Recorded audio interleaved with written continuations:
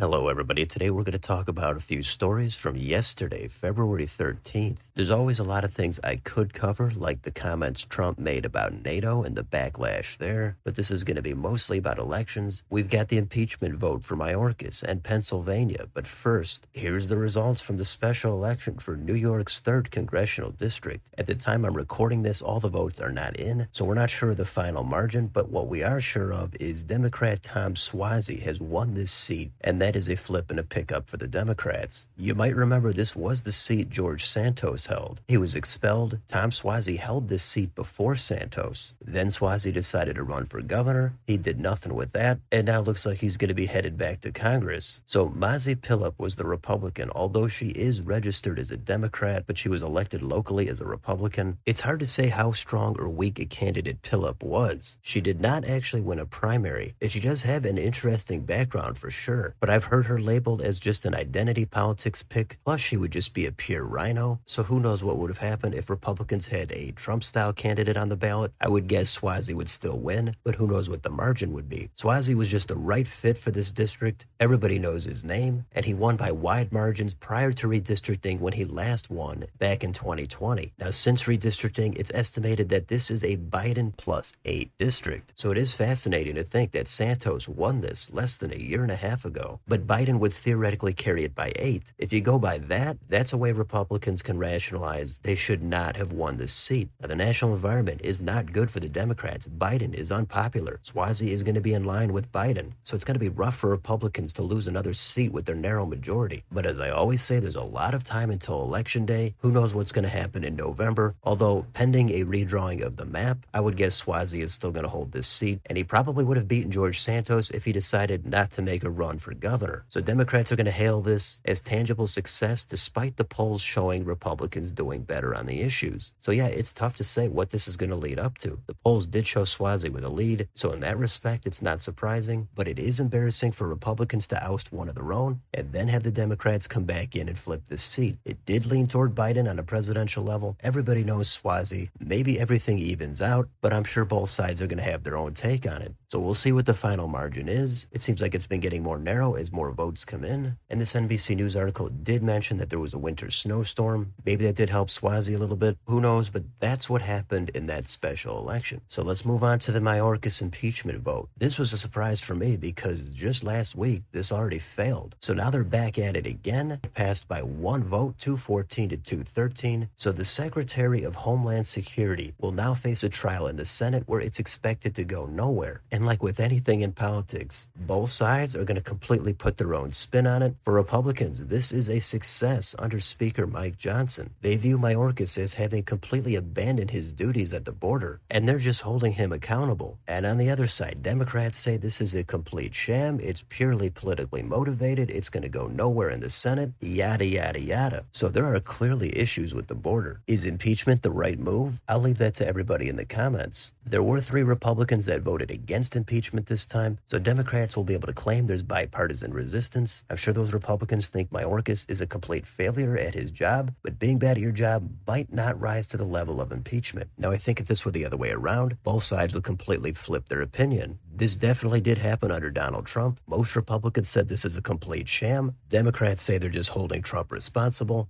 That's kind of what we're getting here. Now, every vote like this is going to be unique, and sometimes you might think they get it right or wrong. But going forward, it seems like outside of something completely on the extreme, we're always going to hear that it's completely fair and we're just following the facts on one side, and that it's a complete clown show sham on the other side. I think that creates a lot of burnout within the electorate. But with this specific case, I think a lot of Americans are tired at what's happening with the border and with migrants. That's one of the issues Republicans do the strongest on. So this is technically an ideal issue for them to try to score some political points on. Maybe it totally backfires. It's clear Mayorkas is going to be acquitted in the Senate. Does that mean he should not be impeached? Just like if you support impeaching Trump, if you know he's not going to be convicted, should you even bother with the impeachment? Again, that's the kind of thing for the comments. We'll see what happens with this. Let's move on to the last thing. That's a special election in the Pennsylvania State House. The Democrat has won that by a massive margin. Right now, it's at about 35 points. And the reason we're looking at this is if the Republicans were able to win it, then the balance of power in the state house would be even. This is in the Philadelphia suburbs, and it's another special election where the Democrats have won. However, this is not really any kind of a swing district. If you go back to the midterms, the Democrat there won unopposed. Now, you also have to keep in mind about redistricting, but prior to that, the Democrat won by 20 points. So I didn't really think this had much of a chance of flipping, but it was brought up because the balance of power is technically at stake, and a lot of the media likes to bring attention to special elections as some sort of an indicator or bellwether for what's going to happen in November. I think November is so far off, so much is going to happen, that whatever we've seen over the last few months, or even over the next couple of months, it just might not reflect what's going to happen in the general election. So these are some results from yesterday, February 13th. You can interpret it any way you'd like, but I don't think election season has really begun to heat up. But I'm just here to show you some things that are happening. So let me know in the comments, what do you think about any of these results? What do you think about Tom Suozzi flipping the seat in New York? How about the Mayorkas impeachment? And maybe you have a comment on this Pennsylvania State House race. Let me know down below. On your way out, don't forget to like, share, and subscribe. Join if you'd like to support the channel. Thank you for watching, and I'll see you on the next video.